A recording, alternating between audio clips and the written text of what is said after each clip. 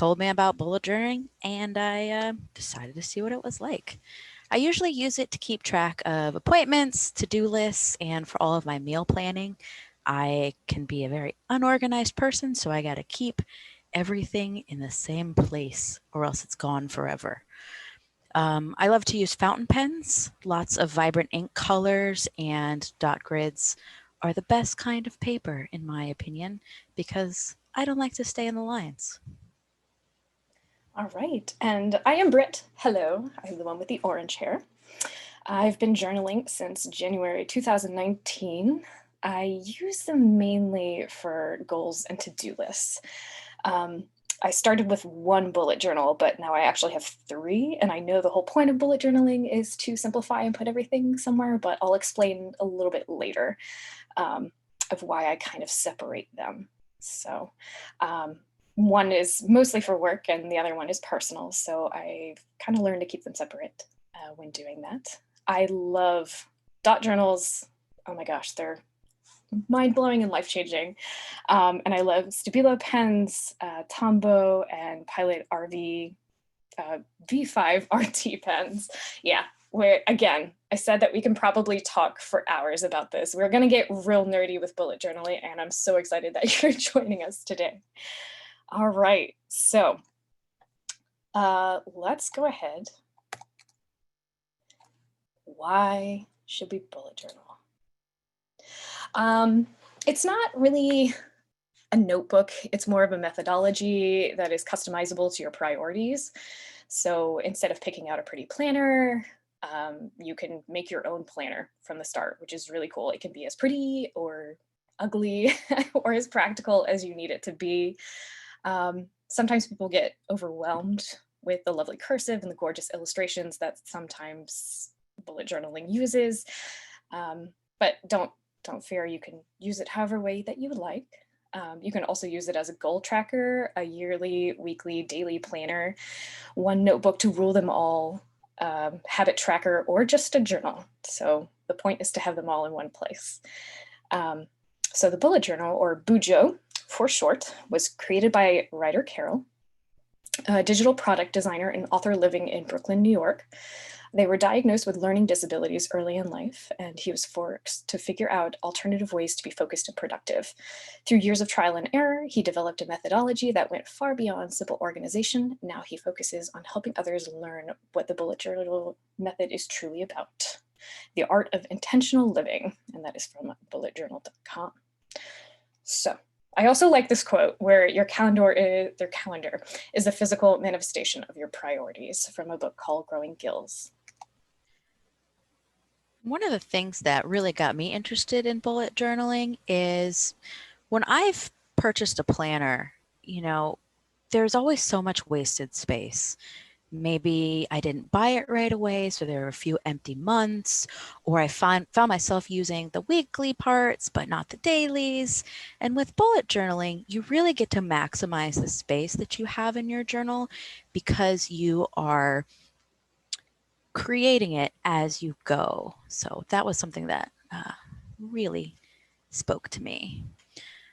Now, when we go into bullet journaling, it's made up of types of layouts, and the most common ones are yearly, monthly, weekly, and daily layouts, which are exactly as they sound. Ways for you to track either your daily to-dos, things in your weekly planner, yearly goals, or monthly occasions. But you can also use it for goals, whether that's short-term or long-term, habits that you either want to develop or keep track of, like maybe money habits, fitness, meal planning, how much water you take in a day. And you can also use it for lists, maybe things to watch, books you want to read, books that you have read. It's very customizable.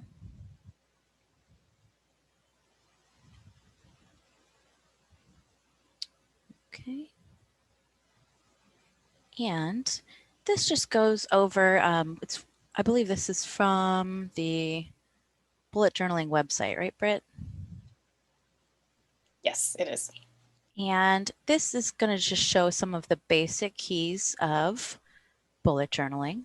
A lot of times you have an index at the start of your bullet journal. It is not required, but one of the things you can use it for is to keep track of exactly where you have things in your journal. So that if you wanted to go back to see a recipe, you can have that right at the front. Maybe you want to remember which page your Netflix watch is on, and so you go to that, or you want to see all of your page numbers from January, and it keeps all of those things in one spot, but again, not required. Future logs or yearly or monthly logs are exactly what it sounds like, where you're keeping track of future tasks and events that are not going to be referenced on a daily basis. Monthly and daily logs are going to be a little bit more specific. And then when you get into rapid logging, that's when you really start to bring out the techniques uh, utilized in bullet journaling with your tasks, migration, which we'll get to, and keeping track of your day to day. Collections are going to be pretty much any modular use of these things that are covered. But the joys, as we've mentioned, are that it's all up to you. So next we'll see an example. This was the very first yearly log that I ever made. As you notice, I have very tiny handwriting. So this is actually just in a small notebook, but I decided it was important to me to make it very nice and neat. I used a ruler. I have all the days of the month, and then I would just put in important occasions like vacations, birthdays, things like that.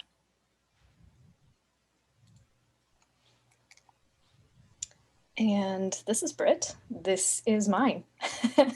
As you can see, it looks a lot different than Elle's. I found this was a little bit easier for me, just to have everything listed out, and then I can use one big yearly spread and look at that. So this was a busy year, unlike last year. Now this is my monthly spread. I choose everything from that yearly list, migrate it over to the big calendar year, and then I separate things out by different tasks that I have to do, certain events that are coming up, certain art goals that I have, which is very important to me, and notes, things that I kind of want to remember or special events. And we're going into weeklies. So this was my old weekly spread. The great thing about bullet journal is that you can customize it to however you want. This was kind of how I first started doing things. And I realized after a bit, I could organize it a little bit better and simplify things, which is the best point of it. I used to record my breakfast, lunch, and dinner, certain moods, but I found that that was just a little bit too much for me. So I decided to do something like this. And I migrated everything down to the far bottom left corner for my habit tracker. So I can record like every day that I've read, every day that I've drawn, every day that I've meditated, and then have my notes on the side and still keep track of everything. But that is my version of simplification.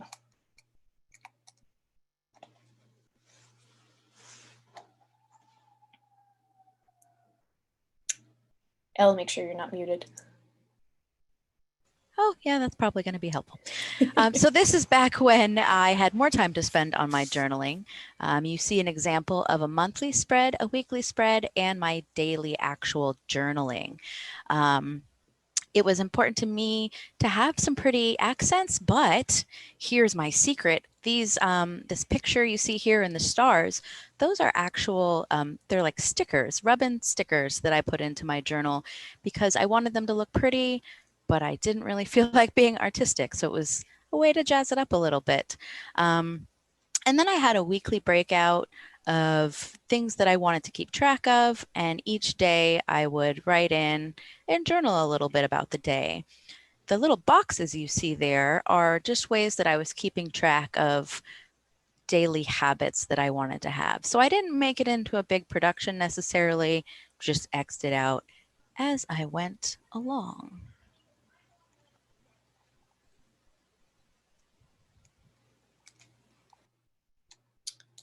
Okay, so these are actually from a coworker of ours because a few of us do a lot of Bujo tips and tricks and really love it. It really works for us.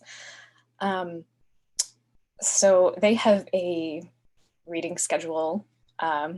If any of you did the Big Book Club, which was really fun, they did Middlemarch, which I participated in, and they did Moby Dick. And so you would have to read certain chapters by a certain thing. So they bullet journaled what they had to read for the Big Book Club on the left with Moby Dick and added a few stickers with the dates. You know, you can jazz it up. And they also had to watch for TV on their side. So they could cross out, they could keep a list of all the shows that they wanted to keep track of. They also wanted me to emphasize how ugly these can look.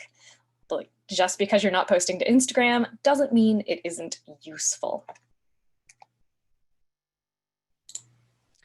So elegant, these are examples of some layouts that I did. I created a simple exercise tracker of different different exercises here that I could mark off as I went through. And the reason I'm showing this one here is a good example of how you can integrate it. I don't have necessarily a separate section where I'm going to put in a certain type of thing like exercises. I have my graph there, and on the same page, I'm also doing my daily log. And that's really to capitalize on that space so you don't have lots of blank pages unless you want that. And on the right side, this is an example of a summer list of to-dos I made with my daughter. We decided things that we wanted to try to get done, and as we did them, we colored in the hearts together.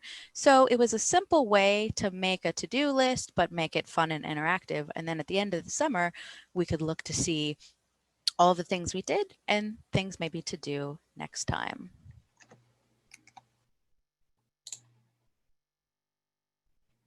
And here's another example of, sadly, a very wet and messy tracker on the left.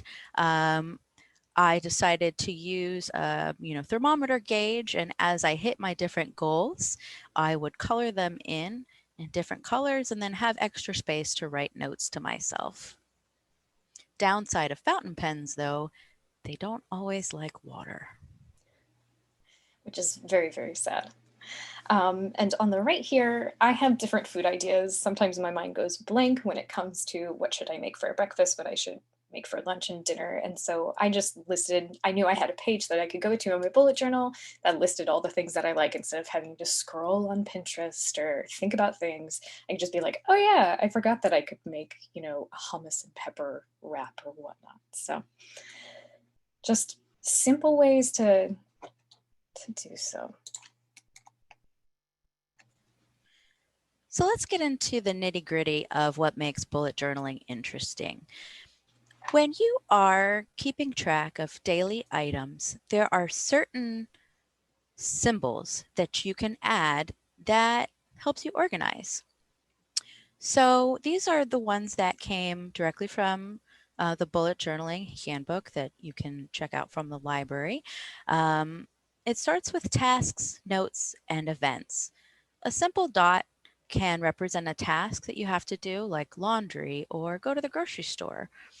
A note can be a line or a slash or some other symbol, and that's just going to be maybe things that you want to remember for the day or maybe reasons why you didn't get to your tasks. Events or circles could be meetings, an anniversary. But where it gets really interesting is that Carol turns your to-dos into different marks. So a to-do, you have your dot, and when you complete it, you turn that dot into an X. Simple way to say this has been done. But what happens when you don't get everything done on your to-do list? I know, I very rarely do. What you can do is migrate it to the next day by turning that dot into the caret symbol that points to the right. That's just saying you're going to move it to the next day. So one of the things that I like to do at the end of my day is prepare for what I'm going to do tomorrow. I'll start with the date, and then I'm going to migrate the things that I didn't get done. Another thing you can do, the reverse caret to the left, is going to show that you've scheduled it to the future. Maybe you realize tackling the closet is a bigger adventure than you want to take on, and so you're going to put it in your monthly log or set it for some future time. And then lastly, we have things that just we realize are no longer irrelevant. A simple strike through either the dot or the whole task is going to show you that it's not something that you need to think about anymore. Once you get beyond that, you can use custom signifiers. Maybe you have something that's incredibly important that you need to get done first. You can put a star or an exclamation point next to it. You can come up with whatever symbols work best for you that is going to make your list helpful. And getting into that, we have another important part of bullet journaling. If you are going to make custom keys and symbols for your journal, it's important to make a key. A lot of times you'll find this at the beginning of your journal. That way you can refer to it. Or maybe you decided you don't want to draw a coffee cup every time you've scheduled some one-on-one time. Maybe you want to change that. So you can keep a record of the symbols that you have as you go through. And you can see here this person on the right has slightly different symbols for the way that they show their completed, cancels, and migrated tasks. So as long as you know what works best for you, that's the important part.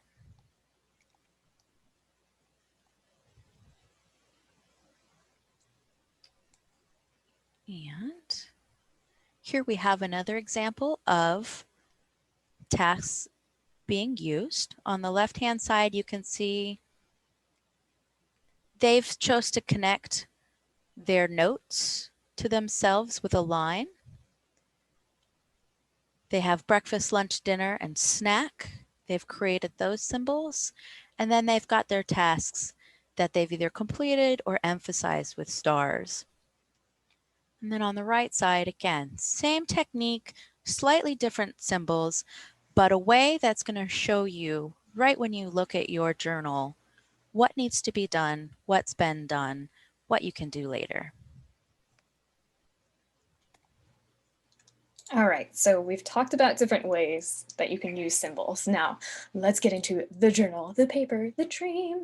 So, popular journals are, I can never pronounce this, but Lictrum 1917, the Rhodia Web Notebook, a Moleskine. I have also known people to use bullet journals online. They have tons of apps. I think writer Carol, who's the one who came up with the original bullet journal idea, came up with a very simple to use app as well. I am a paper person, so I like to write things down. That's how it works with me. But I know others that are more technology driven and just kind of want to have everything synced and online. For those paper types, you have seen a few examples, but pretty much you can do plain paper right on that grid, which has a grid, and dots. With whatever you use, like you could even use scrap paper and punch a hole into a binder, use a composition notebook or something fancy. You can use pretty much whatever you want. I do recommend that you get something with thicker paper. It's better because you do not want the pens or the markers to bleed through. A great tip is to test your markers and pens and everything on the last page. So that way you find out how it directly affects that piece of paper. And that way you don't have to make a mistake and have to use whiteout and all of that. So yeah, with popularity, of course, the popular journals are really great. A number list in a weekly format is great. the best way is to start to have structure with certain pages, but see what you like. As far as paper types, here is exactly what they look like. So I personally prefer the dot grid. It is one of my favorites. And it doesn't, your eyes are able to focus less on where the lines are and everything, so you can have a little bit more freedom, but you still have, it's a little bit better, I think, than graphs. It doesn't feel as structured, so you can have a little bit more fun with them. That's why I like them. Especially if you're going to be doing lots of custom, designs, art, tracking like that. It's just really nice to have that structure there without it interfering with your designs. Exactly.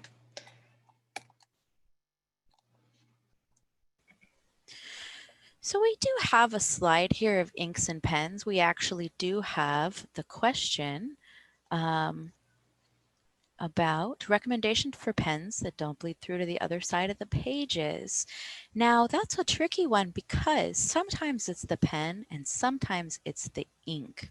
So if you are interested in some highlighters, we really recommend the fine liners and brush pens because they don't tend to bleed through as much, assuming you don't have a very thin paper. What works on one paper is not necessarily going to work on another paper. If you're interested in starting with fountain pens, we do have a list. These are some lower cost fountain pens. The Pilot Metropolitan runs for about $20. Same thing with the Monteverde Monza. I think the Safari and the TWSBI Eco you can get for around 30. That being said, your office supply stores a lot of times, or even your craft stores, will have packs of fountain pens, either single use or refillable fountain pens that you can experiment without spending lots of money. When it comes to the ink that you put in your fountain pens, you'll find that some brands run wetter or drier. Wetter inks are going to bleed through the paper a lot easier than a drier ink, but you can also experiment with diluting your inks with water or other things like that to get the desired look. If you are going to be using highlighters in your journal, what we've actually found is it's better to use the highlighter first and write on top of it. Because as soon as you put the highlighter on top of the pen, a lot of time it does cause bleeding and feathering of whatever it is that you wrote.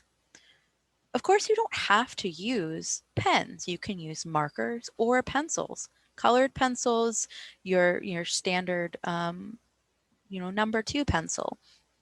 I tend to not recommend the pencils as much because if you've ever written something and then looked down at your hand and seen all the graphite on your hand and the smearing on the page, pencils tend to not be as fixing. Of course, as you saw with my earlier water damage, it's never a foolproof plan with anything. The important thing is to use what you have. If you don't like it, experiment with something else. We do have a list of websites at the end, but one of the sites we do recommend if you're interested in fountain pens and papers to experiment with is Goulet Pens. They're actually based out of Richmond, so it's nice to support a somewhat local business. So, as we've talked about, there are so many things to use in bullet journals. I'm actually going to comment on the previous ink and pens. I actually use the Tombow brush pens instead of a highlighter. I think that it works a lot better than a highlighter and it doesn't bleed through as much, but that's just me and my journal. So, but you can also use stencils.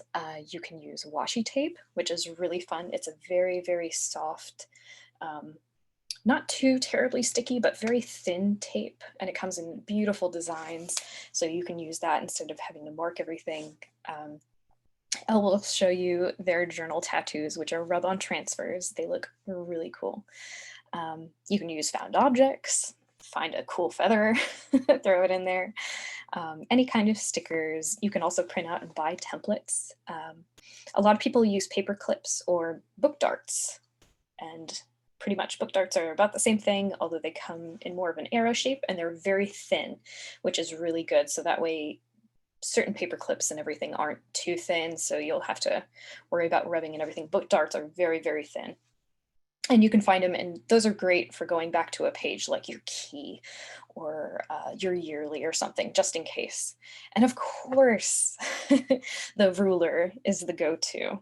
A small one works great. Funny enough, Elle and I have the same pack of rulers that we've been using for years, and they work fantastically. One of the best places to go to is actually a Japanese stationery store or Asian stationery store. I was in Japantown in San Francisco last year, or not last year, 2 years ago. And they just had the cutest supplies. So on the left, you can see clip-in rulers, so that way you don't have to worry about them falling out. They're pretty thin as well, so that's great. And then on the right, they had little notebook templates, so little stencils, so you can doodle cats or you can do bars and key codes, just make it look a little bit prettier. So, and that way you don't have to focus too much on it either, which is the best. So here's an example of a few different things. In the top right corner, you'll see magic is something you have. That's an example of one of those journaling tattoos, the rub-on transfers, as well as those little splotches of color. On the left-hand side, we've got that star that's a rub-on transfer. I'm using highlighter to write on top of that, what makes you happy. And then the eyes down on the bottom, that's a strip of washi tape. So those are not 3 individual images, but one long strip of design tape that I added in there just to give it a little something extra. All right, so of course we have to talk about this. So it's always interesting when you try to plan things and then things don't really turn out as well, or your plans get, who knows what's going to happen, who knows we're trying our best here. So what do you do with your planner when you're trying to plan things? A simple way is just to consider what you have. Like, you don't have to worry about going out anywhere. Like, see what you have. Whether it be different, like, you don't have to go out and get like a Stabilo pen or something, like, just use what you have. Do you have several notebooks that maybe someone gave you 12 Christmases ago that you could use for this, or something that you've always wanted to, or you're scared to use a really nice notebook, so you want to start, but you're scared to like ruin that notebook? Just start with something really simple, like composition notebook, a few pages. You can always transfer it over. Elle and I have also found that we've needed to simplify. Some of the pages that we showed you previously are things that we have done not in the time of COVID. And we've completely changed how we've done it. And we'll show you some updated ways of how we've been able to simplify things. This is supposed to be a tool. It's not supposed to be stressful. It's supposed to help you keep track of things, but when you feel like you're working on only 10% brain, it's really hard. So just simplify the ways that you can, and we'll show you a few examples. And, it goes back into, there's a comment in the chat about, using pencils for your future log because you have to keep canceling events. Maybe you realize how stressful it is to be crossing things out of your journal and you want to avoid that. And so you decide to, only use a pencil because it's something that's going to be better for you mentally. Or maybe you want bullet journaling as an outlet for creativity. Go crazy. All sorts of embellishments. If that's what you're going to be using this for, then go for it. That being said, your bullet journal is also a unique tool that you can use for the unfortunate situation we find ourselves now with the COVID-19 pandemic. Maybe you want to use it as a tracker for your health, whether that's your physical health or your mental health. And we'll go into some examples for that. But again, bottom line, it's important for you to be using this for what's going to make your life easier.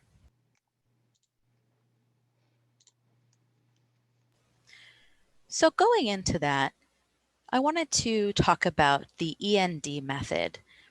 END stands for energizing, neutral, and draining.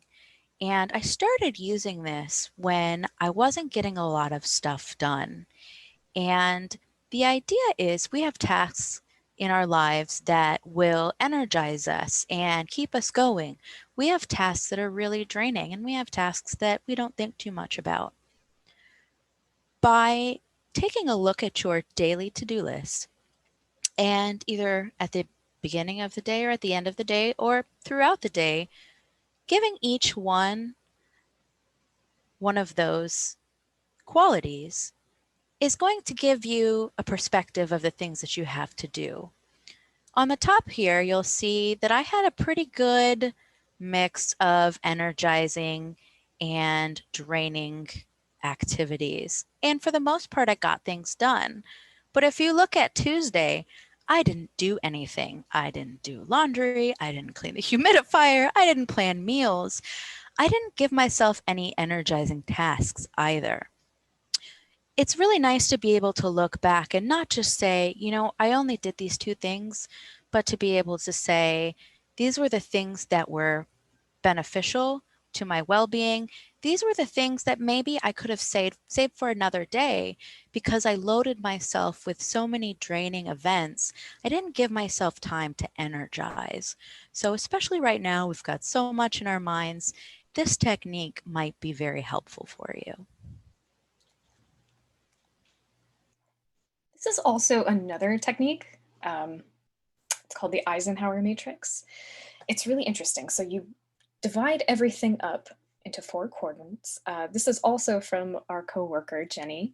She lives and dies by the Eisenhower matrix, I promise you. If you are feeling stressed and overwhelmed, this layout is going to be your jam. So in the top left corner, you do the things that are urgent. Is it urgent and important? You just do it. Get it done. Next to it, important, but it's not urgent, you can schedule. You can commit to a time, and then you can do it. The far left bottom, is it urgent but not important? Okay, so maybe you can delegate it. You can find someone to help you with it. And the bottom right corner, it's not important and it's not urgent. Can you delete it? Very simple ways of figuring out how to prioritize your work. And we find it very useful on very overwhelming days. So I told you that I have 3 journals. The one on the far left is my work journal. The one on the bottom in the middle is my monthly overall planner that I use for both work events as well as personal. And the one with all the bugs that is green is my personal journal. With most, I put all of the supplies that I use on there. So there's the ruler, right below that are 3 different colored Stabilo markers. Right underneath that is a gray Tombow pen that I use for highlighting, which I do the highlighting first, and then I write on top of it with, that is the Pilot V5 RT. And then right underneath that is just a mechanical pencil. So that's pretty much what I used, and I rotate those colors depending on the day. So I know that what I've done for certain days. I found once COVID started, I couldn't keep everything all at once. Since we are doing a lot of work from home, I found that I could not really, I was just kind of exhausted and felt guilty for a lot of stuff. Like I could only keep up with 10% of things. So, and I'm sure a lot of you feel the same way. And at times in the beginning of this year, I actually didn't even journal at all, just because it was so exhausting for me to just try and set up any of these layouts. So I had been using it every day and I ended up skipping months. So when I decided to get some energy and get back into it, I realized I also needed to separate my work and personal boundaries since I was working at home. So whenever I'm done with work for the day, I can just close that journal and put it away and then open up my other one. And I don't have to worry about it. It's a mental thing for me and it really, really helps. For journaling in my personal, I've just been using a daily and weekly goal. I list my accomplishments. And again, if something isn't working for you, just change it and you can always go back to it later. I can toss these other ones and go back to my just the one and keep it for personal and work. But I find that it has also helped me. And real quick, we've got Oh a yeah, request to go back to the Eisenhower matrix. for sure. Just in case you were still copying that down, we're going to put that up on the screen for a moment. And the example here, it does take up a whole page. Yours doesn't have to. It can just be a small box. Maybe it's something you do on a daily basis. Maybe it's a way that you want to take a look at the whole month and do a big picture sort of thing. It can really be versatile that way. I very rarely use it as a whole page because I don't have so many tasks. I did use one recently. I was moving. And so this was a great way to break down packing and getting rid of things and where I was going to start with that. So you really can use it in all sorts of ways. Perfect. And just in case you didn't get it, we are recording this and we will be uploading it to the Arlington Public Library's YouTube. So it will always be back on there. And here is my new yearly and daily / weekly. I've combined my daily and weekly, so that way everything I have on the right side is stuff that I need to get done throughout the week, and then I just have everything listed on the daily. And that has been working for me so far. As you can see, there is a difference between my yearly plans and the ones that were from 2 years ago, but we're all facing that. So one of the things that I've really been doing during this whole crazy time is I've let my niceness go out the window, but I still wanted to have aspects that made me smile. So I have loaded up each one of my pens with a different color ink. And it's just as simple as each line is going to be a different color and make a rainbow. Such a small detail, but a way that it just made me happy to look at. So on the left-hand side, you'll see that's my pen pack I carry everywhere with me. That purple one, it's shaped like a shark. I think I got it for $8. It's not the best thing, but it's just something fun to use. And then I also have on this page here, one of the things that I have been struggling with is food planning and going to the grocery store as few times as possible. So one of the things I started doing out each week is writing everything I have in my fridge, in my pantry, and being able to come up with different ideas and ways to use those things and have them all in one place. So it's not a fancy table or anything like that, but it's like, okay, I think I can get at least the next few days planned out on what we're going to eat.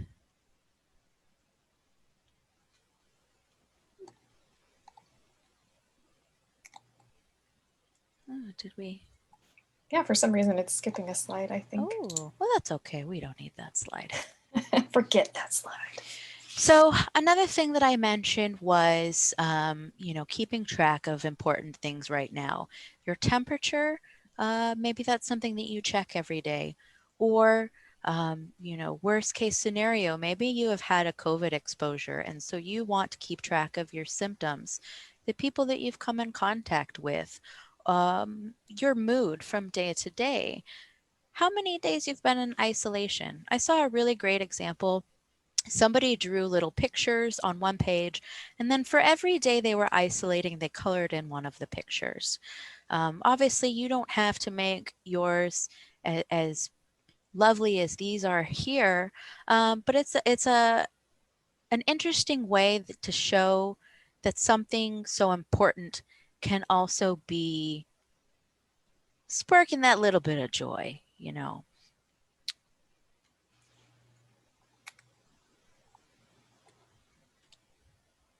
All right, so tips for beginners and from beginners. um, really, don't worry about ruining your notebook. It's really fine. I was really worried about that at first. I was like, I was told to use a lot more ink, and so I did because I didn't like the way that the pencil smeared. And then I was like, oh no, I made a mistake. And then I befriended whiteout, and that was a glorious moment. And it happens. Like this, it'll be fine, truly. And if you need a new notebook, it'll be fine. But like, even if you're like, oh no, I meant to put that on another page, just you can tear it out. There are no rules in bullet journaling. Another thing you can do is think about your barriers to journaling. Like, do you not like writing on this piece of paper? Did you find out that this pen that you've been writing with is, you hate it? You do not like it. It does not bring you joy. Maybe you need a quiet space. These are things to think about and consider while you're doing this. And if something is a hampering, kind of dig into that if it's something you truly want to do. Another tip is to leave a few blank pages in the front. That also comes from ruining your notebook or fear of ruining your notebook. You don't want to open up that first page and it's like that beautiful, like first untouched snow. You don't want to touch it, but just leave a few in the front and get started. You won't ruin it, I promise. And you'll figure out what to do with those first couple of pages. Maybe you change your key. So there you go.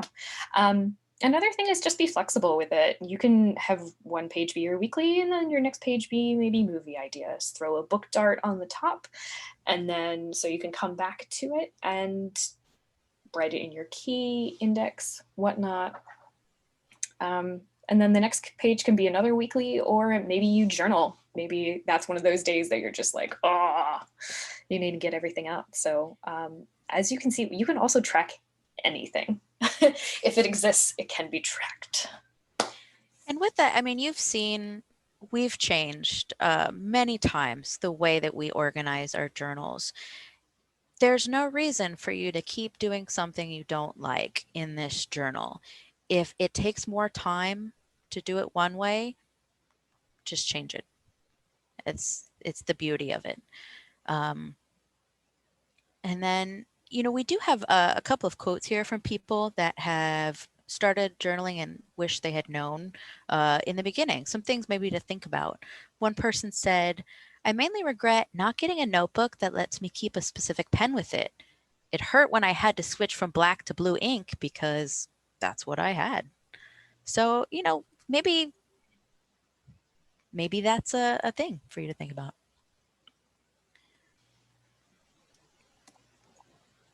And let's see. We do have, of course, many library resources. So the tried and true original easy peasy one that we've talked about is of course the one with Ryder Carroll, because they are the creator of the bullet journal. But they mostly used it as a quick and easy method to do things. I think it's always great to go back to kind of originals and the source. Actually, I've seen a lot of these checked out in the library recently. So I know that there are so many, whether you are here tonight or whatnot. Yeah, just check it out. I think it's a really great book.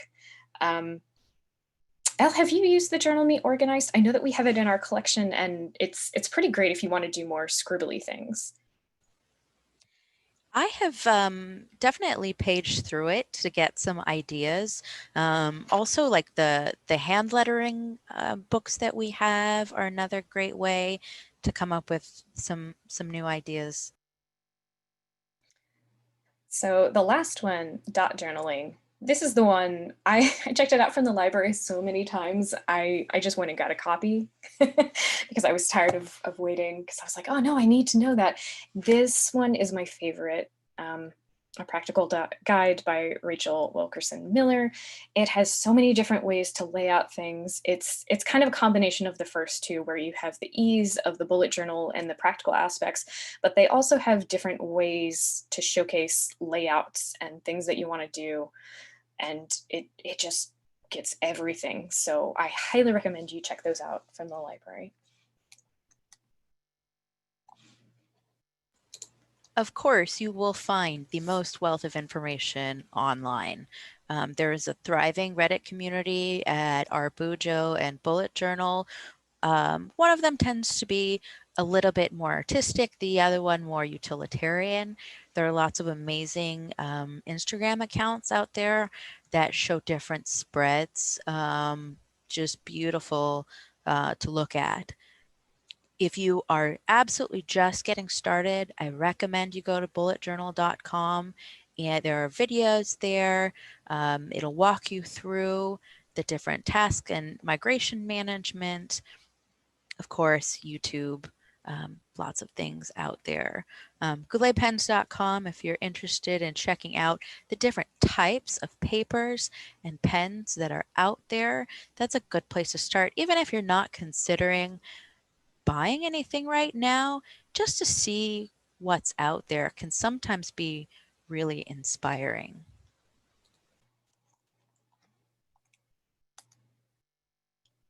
Okay, so we have moved to the Q&A section.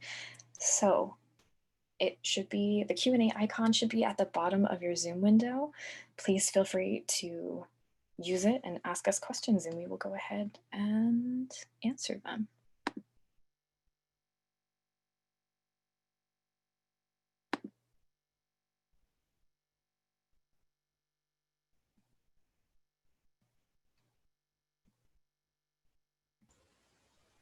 And why don't we go ahead and trade off, and we can each pick a question and answer it and skip to the other person. So for some reason, the Q&A is not loading for me. Can you see it on your side? I can, so I'll go ahead and I'll start here. So one of them is, why choose a pen versus a pencil? Um, there are positives and negatives to either of those things. As we mentioned before, maybe you really don't want to cross things out. Maybe you'd rather erase. Pencil is going to be the way to go for you. Although they do make erasable pens. I like the idea that I can have a record of everything that I've done, the mistakes, the good things, the bad things. It's all out there. I can see the changes that I've made over the last few years. I can see the changes in my handwriting. I like that more permanent aspect of a pen, but it's of course always going to be up to you. Somebody's saying, how do you fine point Sharpie pens? Yeah, I mean, I use everything. There's pretty much nothing I won't use except for maybe a pen that's going dry. The worst. The bane. Yeah, I don't really like fine point Sharpie pens, just because I found that Sharpie bleeds through a lot of papers. So that's why I like the Stabilos. They come in really, really tiny fine points. Microns are also really great. They have the 005, which I use for drawing a lot of the time, and it is so fine a point. I love a good fine point. But if you have a paper that's thick enough for your fine point Sharpie, go for it. Like, Mhm. we are not judging about certain things. I've found that Sharpies tend to bleed through a little bit more. So maybe get something with a thicker paper. And on that note, the quality of the paper is going to make a difference as well. And I say quality, I don't necessarily mean the cost, but if it's a very smooth paper or rough paper, that is going to impact how your writing utensils will perform on them. A lot of times, a rougher paper is going to soak up more ink. And then someone else is asking, can you describe a bit more how indexing works and how much space pages would you generally allocate? So depending on your journal, if you do have like a bullet journaling journal that you've purchased, a lot of times there will already be an index section in the front that just basically has lines and says index on the top. And it's usually, what would you say, 2 to 4 pages, Britt? Yeah. Or the thing sometimes that people will do will they'll leave one page, and if they get to it, that's cool. If not, you could use a book dart and then continue with the different pages. So you'd be like first index page, here it is, and then flip a few and find where you have the second index page. So And as for the actual process, sadly, I don't have a slide for you, but the way it works is you're going to list the page numbers on one side and the content on the other. So for example, I'll start off my page and say like number 3 to 7, and then I'll put a comma, and 14 is September. Gift ideas, 15. 16 through 20 is October. And it's just going to keep a running tab. Um, you could go further and, alphabetize them and categorize them on another page, but really it's meant to just show, I mean, how you're going through your journal so you can take a quicker look instead of flipping through those pages.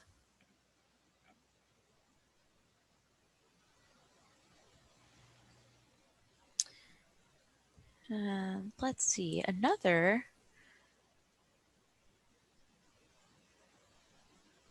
any tips on line spacing? Do you continue lists again non-continuously? And can you use a 3-ring notebook so you can insert pages or replace pages? Those are good questions. yeah, so I'll go ahead and start with that. You can absolutely use any kind of notebook. I know a friend of mine who has a very tiny, like 5x7 notebook, and what they do is they're very big into environmentalism and scrapbooking and everything, and so they find little pieces of paper, and then they'll hole punch them and put them in the binder, and then use them as those pages. So you can really choose whatever you can. And as far as lists go, I found that I give myself a little bit of space between certain events. So, say I wrote something on December 27th, and here's my daily. I'll give it a little bit more space before I write December 28th and write my daily on there, just because it gives my eyes a little bit of a rest and I can just kind of glance down and look. There are several ways. We actually do have a book in the library too. I've been meaning to check it out, but I haven't, which is funny because I'm going to recommend it now. But they talk about chalkboard drawing and giving space and readability and all that kind of stuff. And I think that could easily transfer into journaling. So, Elle, do you want to answer the rest of the question? Or do you have anything to add? Yeah, for me, it depends on what the list is. If it's just a list of things that I need at the grocery store, then I'm gonna put that on my daily note-taking area. But if it's something that I'm going to refer back to later or keep adding to, like a to-read list, I might designate a whole entire page. Um, and then and we've had a couple of questions. So there's a separate section, there's the chat and the Q&A. If you have entered questions in the Q&A, it shows up in a list for us. And so we're manually going through and answering questions. Again, we won't be able to answer everyone today, but just have some patience as we scroll through and pull out some questions to ask. So there is a little bit of a delay. And let's see. So some people are asking about time, how long it takes to do layouts, how if we designate certain times of day to work on them. So I'm going to answer those together. If I am going to do like a monthly spread, I will usually at the end of the month set out time on my to-do list of I'm going to work on this spread today. And because it's a to-do, I make time for it. Spend anywhere from 5 minutes to 20 minutes, depending on how elaborate I want to be, how many rulers and inks I want to use, any additional decorations to get that done. But I'm using my journal all day. I use it for meetings. I use it for everything. And so it's the first thing that I take out of my bag at work. It's the last thing that I put in my bag in the morning because I've got it out to make sure that I've got everything ready for work that day. So it's something that I'm constantly adding to. Yeah, I pretty much use mine. I have all of mine out, my three bullet journals out.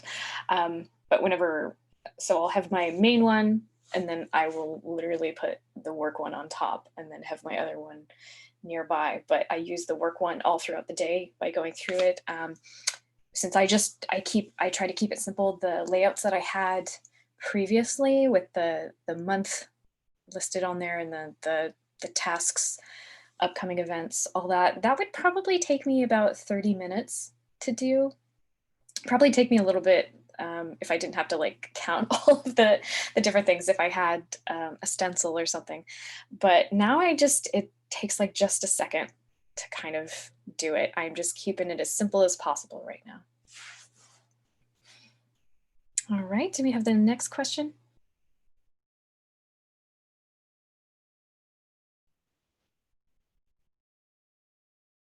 Yeah, they're all coming in so fast here. Let's try and go through them a little bit quicker, just in Yeah. case. Do you happen to know if Bujo is considered a good tool for folks with ADHD? Any resources to address that? I don't have any resources on hand. I have ADD. I can tell you, like many things, it really just depends. I have to know some days I'm not going to use my journal because it's just too much for me. Other days, the fact that I can start and stop is something that's beneficial. And some days the fact that I can't have it nicely organized, it's it really just depends. I can see how it could be good, but I don't have any resources at this time. I don't have any resources at this time either, but um, I know a lot of friends who use it who have ADHD, and it really helps them kind of condense to what you need. But I'm sure if you go on to any forums or anything, they will have it on there. So, and you can customize it to how you need. So I think if that works, that's good. All right, next question. Here's a fun one. What problem were you trying to solve when you started bullet journaling? Oh, that is a good one. Um, I think I was mostly trying to solve time management and trying to find what I do. I'm a very much data fact person, so I really like having to um, learn how I spend my day. And actually, by doing a lot of bullet journal, I found out how tired I was from so many things, which things tired me out, what I had energy for. It was really, really good to study because you think you know until you start writing down and tracking things. And then you're like, oh, wait. um, so it's almost like a study in oneself and how you spend your time. And I learned that I didn't have to do certain things, that I didn't care for certain things that I kept migrating. I was like, oh, I'm avoiding this. Why am I avoiding this? Um, so it was really enlightening to find out, and it really kind of gets down to the core of what is important and what isn't in your day, and the things that are important. How can you make time for them? For me, And for me, it was a struggle of the desperately unorganized person to be organized. I had, bits of paper all over the place, notes, sticky notes on my computer, and journals that I'd started and never finished after a couple of weeks. And so this is a way to just kind of put it all together in one spot with the idea that, okay, if it's all together, maybe I'm more likely to use it. Um, and for the most part, it did help. I mean, I've been doing this for a number of years now.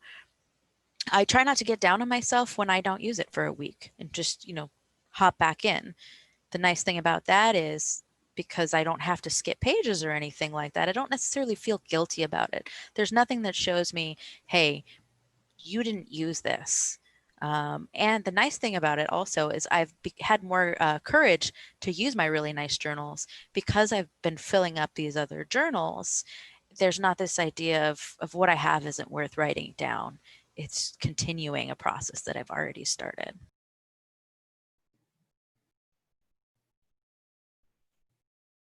Can you mix types of paper in one journal? What notebook can you use to make mixed paper types? Definitely that 3-ring binder. Those fillable journals and planners is the way to go. You can always cut down paper to fit your journal if you'd like. Yeah, Bujo is lawless, so have fun. There's also like junk journals is a trend that's happening now where you're pasting things in and you're tearing things out of magazines. This can definitely be combined with that sort of technique. You don't you know, you can even have loose leaf papers in there or glue something that you've finished. With that added on, I know some people will make a little folder in the back of their journal, or it'll come with a little folder, and sometimes they'll keep scraps of things that they want in there. Sometimes it like if they write something on a post-it note but don't have the bullet journal around, they'll throw it.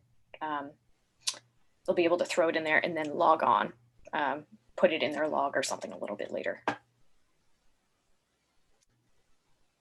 How did you learn to write consistently in different handwriting styles, cursive, tiny letters, etc.? Any recommendations for practicing penmanship? Well, I think my handwriting is terrible. The other people like it. It's not. It's not.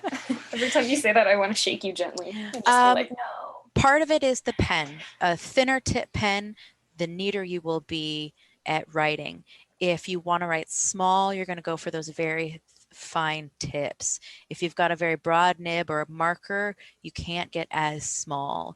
They do still make handwriting books out there like you used to practice with, where you're doing your A's and your O's and your E's over and over again. If you're interested in like the more traditional, what we think of as cursive handwriting, like Edwardian style, they do have books out there. That you can find and practice, but it's really consistency. So much of the time we're not writing, we're typing on our phones, on our computers. So the simple act of repetition is going to make a big difference. So, funny enough, I actually used my bullet journal to practice different handwritings. I know you don't really see it as much, but when I had the nicer ones, I found that if you do things in all capitals, it creates kind of like this nice consistency as well. So it's really good for borders, titles, all that kind of stuff. Um, so yeah, just have a full page, maybe use it on the back part of where you test all your pens and everything, and just play around with some fonts. They even have stuff online because Bujo has just become this big thing, where you can play and see how someone writes. And one thing that I learned, which was really cool, is to take a highlighter or the Tombow that I use and do a cursive, and then go in with a ink pen and then do the smaller cursive in there, and it looks really cool.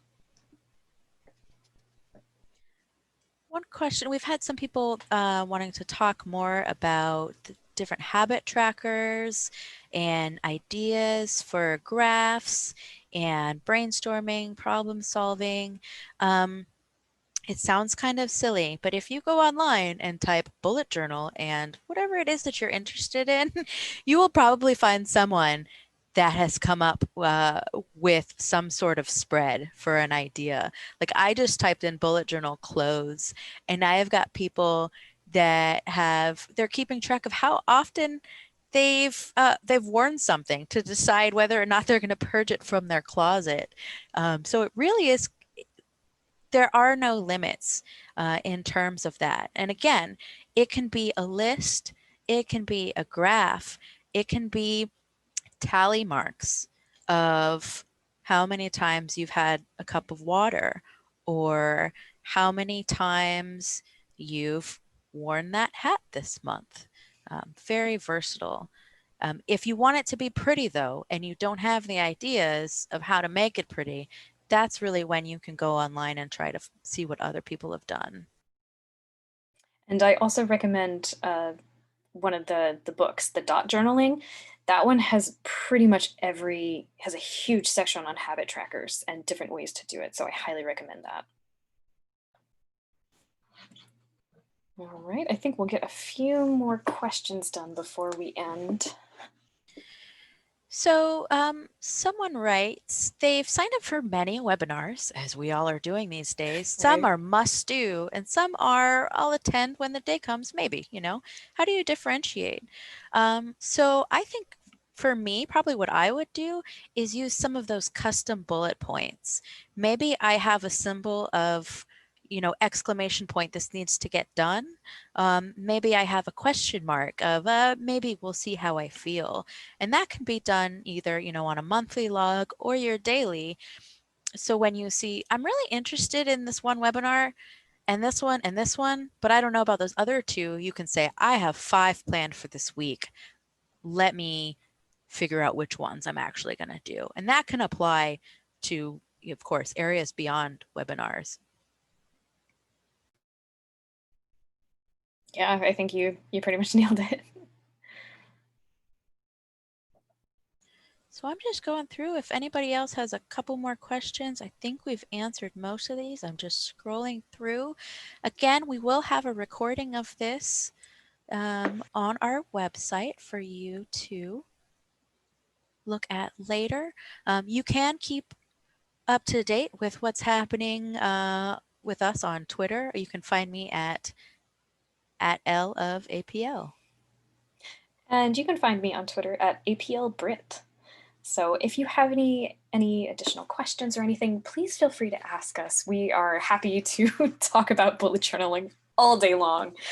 But we hope that you all are healthy, doing well, staying as safe as you can, and really get excited about journaling with us and talk pen with us. Like, super stoked. So thank you so much for joining us tonight. We really appreciate it. Absolutely. Everyone have a wonderful evening.